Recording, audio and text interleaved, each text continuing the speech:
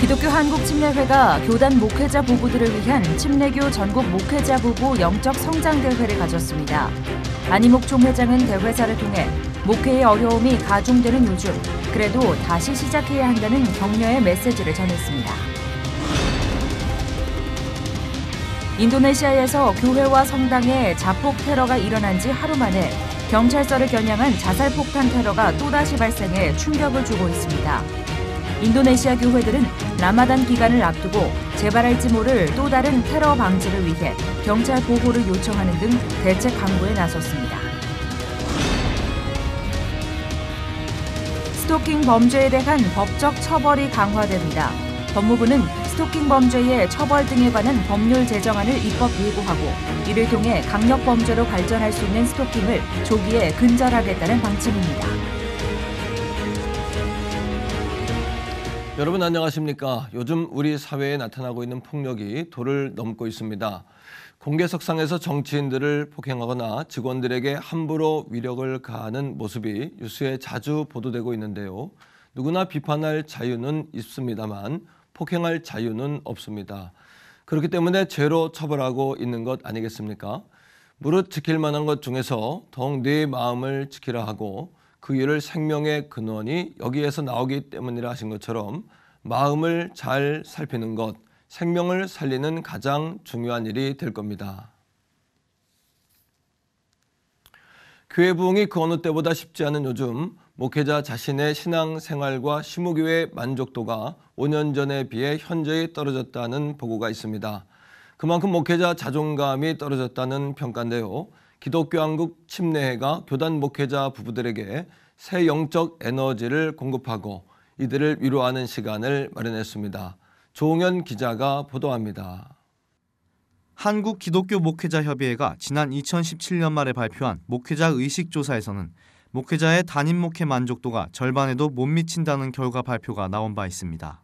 목회자 자신의 신앙과 생활의 일치에 대해서도 약 97%였던 지난 5년 전과는 달리 67%로 현저하게 떨어진 상태입니다. 이는 교회의 전도 역량이 점점 떨어지고 한국교회의 전반적인 신뢰도 하락에도 영향을 주고 있는 것으로 평가되고 있습니다. 기독교 한국침례회는 쉽지 않은 시대 속에서도 변함없이 사명의 길을 걸어야 하는 목회자 부부에게 지난 14일부터 3박 4일 동안 새 힘을 공급하고 이들을 위로하는 시간을 마련했습니다. 기독교 한국침례회 안희목 총회장은 어려운 길을 걷고 있는 목회자 부부들을 위해 격려와 용기를 주는 시간을 매년 마련해오고 있다며 이번 교단 성장대회를 통해서 그래도 다시 시작할 수 있는 좋은 계기가 되길 기대한다고 밝혔습니다. 목회하면서 요즘 사회적으로나 교회적으로 목회적으로 여러 가지 많이 힘든데 그래도 다시 시작하시라고 격려하고 용기를 주고 힘을 주기 위해서 이 교단 성장대회를 기획을 했습니다. 대회 첫날에는 갈라 콘서트가 진행되며 고된 사역에 지친 목회자들의 마음을 위로하는 한편 부흥성회를 비롯해 부부와 성, 교단과 목회에 대한 특권과 세미나 등 영적 재충전을 위한 다양하고 풍성한 시간이 진행됐습니다. 참석한 목회자 부부는 이번 행사를 통해 영적 성장 대회를 늘 기대해왔다며 개인적 부흥뿐 아니라 교회와 나라를 위해서도 함께 기도하기 위해 이 성회에 참석했다고 말합니다. 우리 개인적인 부흥을 위해서 또 교회와 이 나라가 지금 아주 중요한 시기인데 평화적으로 또 통일되고 그런 그 기도 제목을 가지고 왔습니다. 기독교 한국침례회는 매년 진행되는 영적 성장 대회가 목회자들이 다시 복음의 능력을 세상 가운데 활발히 펼쳐나가는 귀중한 계기가 될 수 있도록 노력을 아끼지 않고 있습니다. C채널 뉴스 조홍현입니다. 현재 우리나라 헌법에는 사학의 자유가 보장돼 있지 않습니다. 이로 인해 기독교 교육을 위해 설립된 기독사학들은 건학 이념을 구현하기 어려운 실정인데요. 기독교 가치를 구현하기 위한 기독교 학교의 존립 방법을 김보림 기자가 취재했습니다. 기독교 학교의 건학 이념을 구현하기 위해서는 사학의 자율성을 헌법으로부터 반드시 보장받아야 한다는 주장이 제기됐습니다. 개헌에 대한 국민적 관심이 식지 않은 가운데 기독교 학교와 기독교 대안학교 등 기독교 교육 종사자들은 기독사학의 존립의 가장 큰 문제점은 우리나라 헌법의 교육 관련 조항에서 사학 설립과 운영의 자유가 따로 규정돼 있지 않는 것이라고 지적했습니다. 한국헌법학회 자문위원회 허종열 서울교대 교수는 사학의 자유는 자유민주적 기본 질서를 표방하고 있는 우리 헌법 체제에서 사람의 본질적인 기본권이라며 모든 국민은 사학을 설립할 자유를 가진다고 하는 사학 설립의 근거를 헌법에 명시할 필요가 있다는 의견을 내놓았습니다. 허 교수는 이어 국가의 주도로 공교육을 지향하는 독일은 기본권을 통해 교육권자가 종교 수업에 그 자녀를 참여시킬지를 결정할 권리를 가진다는 명시 아래 사립학교 설립의 자유를 보장하며 종교의 사상과 자유가 존중받고 있다는 사례를 발표했습니다. 기독사학 관계자들은 국가는 사립학교의 특수성에 비춰 그 다양성을 보장하고 공공성을 확보해 사립학교의 건전한 발전을 도모해야 한다는 제시안을 내놓으며 사학의 자율성 보장의 법적 규제를 촉구했습니다. C채널 뉴스 김보림입니다. 이어서 그 밖의 교계 소식 전해드립니다. 개교 117주년을 맞은 장로회 신학대학교가 세계 속의 한국 신학, 장신신학 우리는 어디로 갈 것인가라는 슬로건 아래 한국을 넘어 세계교회의 과제를 제시하기 위한 학술대회를 마련했습니다. 이날 대회에서는 국내외에서 사역을 감당하고 있는 금주섭 박사를 비롯한 6명의 장신대 출신 학자들이 발제자로 나서 신학적 잣대를 토대로 장신신학을 분석하고 앞으로의 과제를 제시했습니다. 변혁적 제자도로의 부르심을 주제로 강연한 금주섭 박사는 개혁하는 교회만이 세상의 빛이 될 수 있다며 하나님의 선교는 언제나 변혁적 선교여야 한다고 강조했습니다.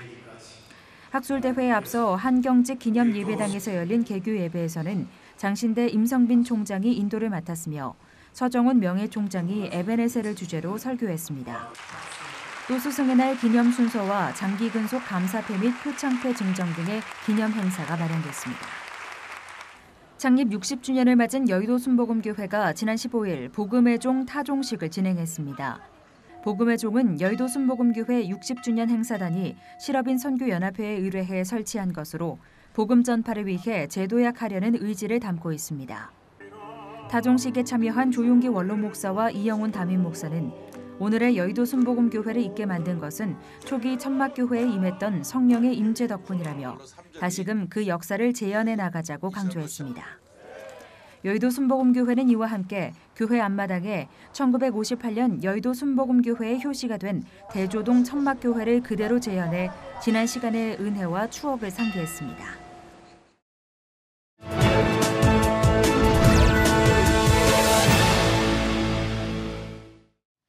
이번 주일과 월요일에 있었던 인도네시아 자살 폭탄 테러로 애도의 물결이 이어지고 있습니다.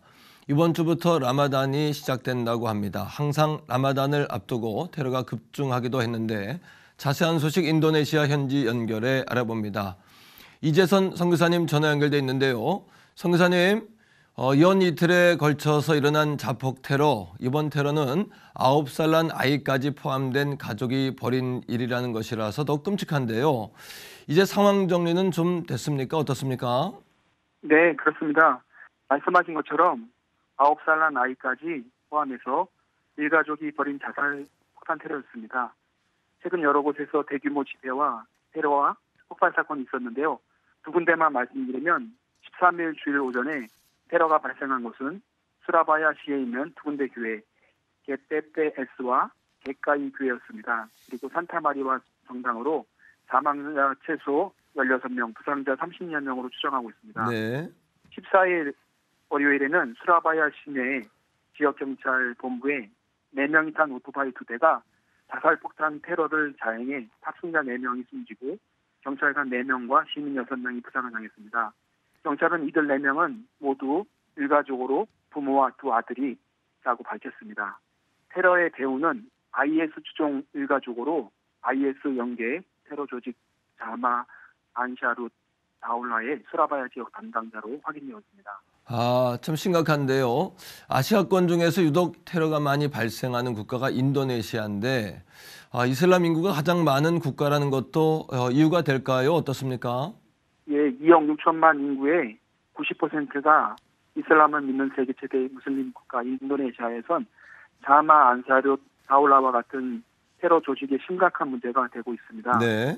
최근 인도네시아 전 지역에서는 예루살렘 이슬람 성지 되찾기 및 트럼프 대통령의 이 대사관 예루살렘 이전에 반대하는 대규모 종교 집회 겸 반미 시위가 일어나고 있습니다. 그렇군요. 이번 테러와 최근의 이슬람 가격단체의 움직임은 이와 관련이 있다고 추측을 합니다.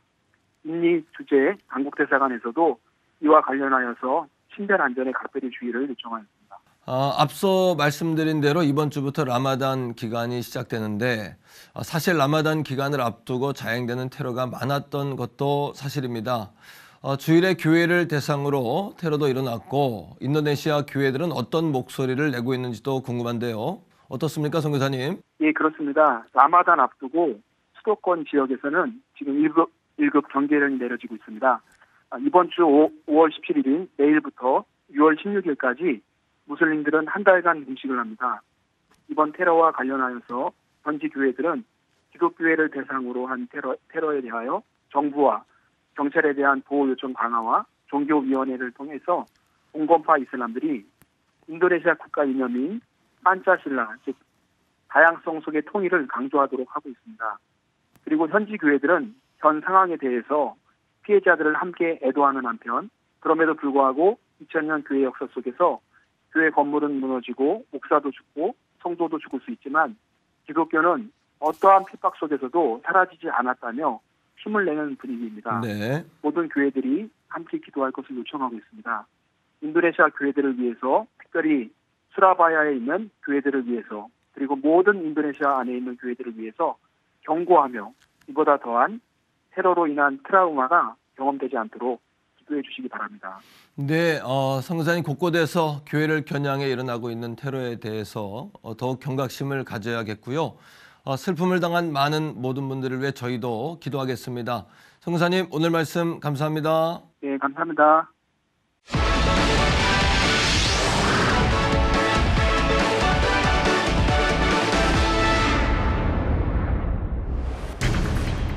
앞으로 스토킹 범죄자는 3년 이하의 징역이나 3천만 원 이하의 벌금에 처해집니다. 법무부는 이 같은 내용을 골자로 하는 스토킹 범죄의 처벌 등에 관한 법률 제정을 입법 예고했는데요. 스토킹 범죄 처벌법으로 우리 사회에 만연한 스토킹 범죄가 근절될 수 있을지 하나님의 법 세상의 법에서 알아봅니다. 하나님의 법 세상의 법 이재만 변호사님 나오셨습니다. 변호사님 안녕하십니까? 네, 안녕하세요. 그 스토킹 범죄에 대한 어떤 법적 처벌 근거가 이제 마련되는 모양입니다. 예.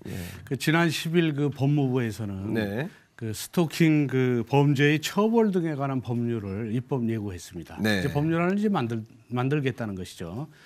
예, 그래서 이제 그동안은 이제 지속적으로 이 쫓아다니는 그 스토킹 범죄에 대한 특별한 이제 처벌 규정이 없었던 그런 시기가 있었죠. 네. 근데 지금은 이제 시대가 바뀌어가지고 본인이 이제 싫다고 하는데도 마치 이것은 그냥 본인이 그냥 표현으로 그렇게 하는 것일 뿐이다라고 본인이 스스로 착각하고 쫓아다녀서 피해자가 이루 말할 수 없는 피해를 받고 있는데도 이에 대한 처벌 규정이 없었습니다. 네. 그래서 만들어 놓은 것이 경범죄 처벌법에 결국 이렇게 스토킹을 하면 피해자가 원치도 않는데 지속적으로 쫓아다니면서 불안감을 조성하는 그런 사람에 대해서는 벌금이나 과료 10만 원을 부과할 수 있도록 했어요. 그래서 스토킹에 대한 뭐 인터뷰를 그동안 하더라도 스토킹 범죄의 처벌 규정을 언론에다 얘기를 해야 경고적 효력이 있는데 얘기할 수가 없었어요. 10만 원밖에 안 되니까 그걸 얘기하면 오히려 10만 원 준비하면 스토킹해도 된다는 거지 이런 오해가 될 수도 있어서 그렇군요. 결국은 이제 스토킹에 대한 처벌 규정이 오히려 경고적 효력은커녕 그걸 좀 방지하는 그런 역할을 못했죠. 그래서 이제 법무부에서는 스토킹 범죄에 대한 그 처벌에 대한 특별법을 만들어서 스토킹 범죄는 3년 이하의 징역 또는 3천만 원 이하의 벌금형에 처하도록 아주 중하게 처벌할 수 있도록 그렇게 법을 제정하겠다는 거죠. 그렇군요. 지금까지는 스토킹 하면은 이제 연예인이나 어떤 특정 대상을 통해서 이렇게 이루어졌는데 요즘에는 일반인들도 이런 어려움들을 많이 겪는 것 같습니다. 그렇기 때문에 이런 법도 이제 만들어진 거겠죠. 네, 그렇죠. 이제 그동안 이제 스토킹의 경우에는 이제 연예인들이 주로 이제 대상이 됐었죠. 근데 일반인한테도 스토킹은 있었습니다. 근데 일반인은 뉴스밸류가 좀 적어서 이제 보도가 안 됐다 뿐이지 연예인들은 이제 스토킹하는 그 그 뭐랄까 사생팬이랄까 이런 팬들이 집에 몰래 막 들어와 있기도 하고 그래서 결국 스토킹의 처벌은 그동안 약했지만 이제 스토킹으로 인한 다른 범죄가 있으면 이제 형법으로 처벌은 했었죠. 그런 처벌은 있지만 문제는 스토킹 자체가 지진으로 따지면 하나의 전조 증상이 있지 않습니까? 그렇죠, 맞습니다. 그런 것처럼 스토킹은 어떤 큰 범죄가 될 가능성이 있는 것이죠. 그렇죠. 그리고 또 스토킹 자체만으로도 굉장히 고통을 받는 경우가 많아요. 네. 일반인들도. 그래서 스토킹으로 인한 피해가 상상할 수 없을 정도로 큰데 이걸 신고나 뭐 이렇게 하면 수사기관에서도 스토킹만으로는 경범죄 처벌법밖에 안 된다. 그리고 이게 이제 범죄가 됐으면 형사법적으로 처벌할 수 있다. 그렇게 되면 스토킹 피해자는 스토킹 가해자가 형사적으로 폭행을 하거나 상해를 하거나 그때까지 기다려야 된 법의 보호를 받을 수 있다면 네, 예. 그건 너무 피해가 크지 않느냐. 그렇죠. 이제 그런 문제가 있어서 이제 이 법이 제정되게 된 것이죠. 근데 문제는 그 외국 같은 경우에는 스토킹에 대한 범죄가 중하게 처벌합니다. 미국 같은 경우에는 여성폭력방지법이라는 것이 이미 1994년에 제정됐어요. 네. 그래서 중한 범죄로 처벌하고요, 스토킹 범죄를. 그다음에 이제 영국에서는 클레어라는 여성이 폭력 전과가 있는 남자친구한테 살해됐어요. 그래서 클레어법이 제정됐는데 클레어법이라는 것은 이제 연인 간에 서로 사귀고 있으면 그 여자가 남자친구의 폭력 전과를 열람할 수 있게 하는 거예요. 사실은 이제 전과를 열람할 수는 없죠. 근데 이 클레어법에서는 서로 사귀는 연인이라면 폭력 전과가 있는지, 그냥 클레어라는 그 여자가 폭력 전과 있는 남자친구에 의해서 살해됐기 때문에 내 남자친구가 이런 중한 폭력 전과가 있는지에 대해서 열람할 수 있도록 이제 해준 것이죠. 근데 우리나라만 이 스토킹 범죄에 대해서 굉장히 그 보호가 약했었죠, 법적으로.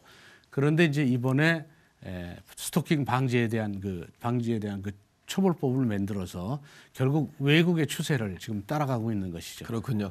그러면 스토킹 범죄가 일어났다. 그러면 법원에서 취할 수 있는 조치는 어떤 것이 있겠습니까? 이제 스토킹 범죄라고 하면 이제 형사처벌하기 전에 이제 우선 서면으로 스토킹 하지 말라는 경고를 할 수도 있고요. 경고.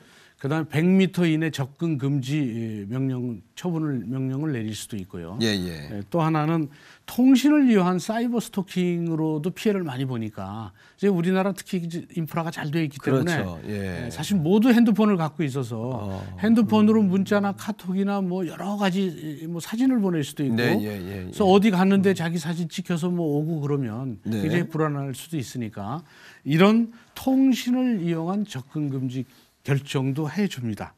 그리고 또 하나는 법원이 결정하기 전에 검찰이 이제 이런 그 잠정적 조치를 법원에 청구하지만 이게 너무 급한 상황이다. 접근 금지를 빨리 해야 되겠다. 네, 그럴 예. 때는 경찰이 직권으로 조치한 다음에 사후에 결국 검찰의 잠정 조치를 신청할 수 있도록 이렇게 경찰이 신속한 조치를 할 수 있는 권한도 부여하고 있고요.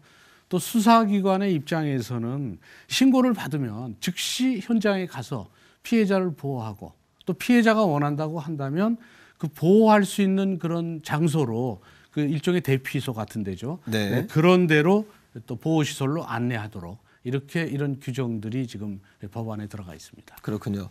저 스토킹이라는 것은 일반적으로 이제 잘못된 집착이나 예. 소유욕 뭐 이런 것에서 발생하는 것 아니겠습니까? 네, 그렇습니다. 정말 중요한 것은 상대에 대한 배려나 깊이 있는 어떤 사랑이 필요할 것 같고 성경에서도 내 이웃을 내 몸처럼 좀 입장을 바꿔서 생각해봐라 이런 말씀이 있잖아요. 또 한 영혼을 천하보다 귀하게 여겨라 이렇게 말씀하셨는데 상대를 그렇게 귀하게 여기고 소중히 여기는 것은 소유가 아니지 않습니까? 그렇습니다. 그런 마음들이 필요하지 않을까라는 생각이 드는데요. 네.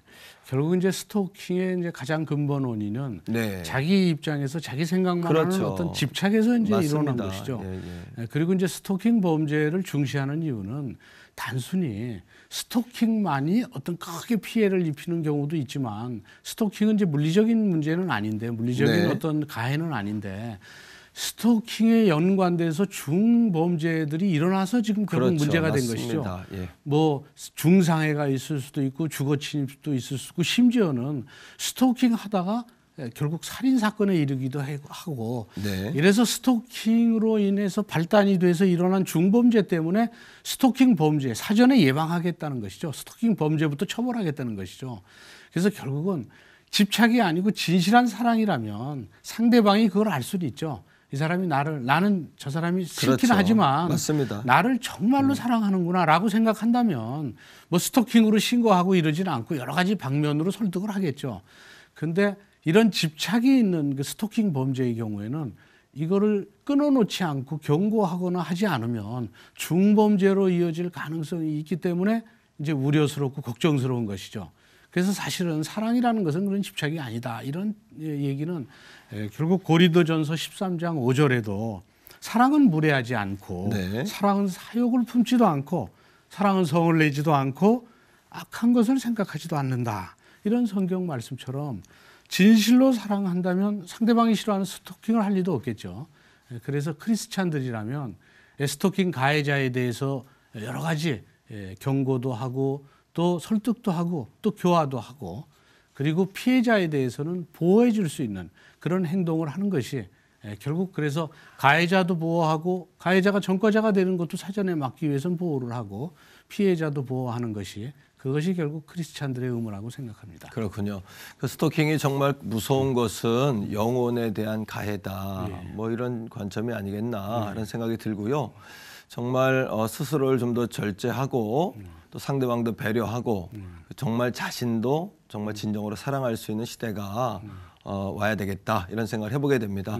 변호사님 오늘 말씀 고맙습니다. 감사합니다. 감사합니다. 예정됐던 남북 고위급 회담 일정이 삐걱이면서 한반도의 평화의 갈 길은 아직도 멀었다는 것이 실감되는데요. 북미 정상회담과 그 이후의 후속 조치들까지 모든 일정이 순적히 이루어지도록 기도하고 마음을 모아야겠습니다. 시선을 메꿔준 굿데이는 시청자 여러분과 함께하는 방송입니다. 좋은 의견 있으시면 아래 전화번호와 이메일로 연락 주시고요. 인터넷을 통해서도 방송을 다시 보실 수 있습니다. 오늘 순서는 여기까지입니다. 시청해주신 여러분 고맙습니다.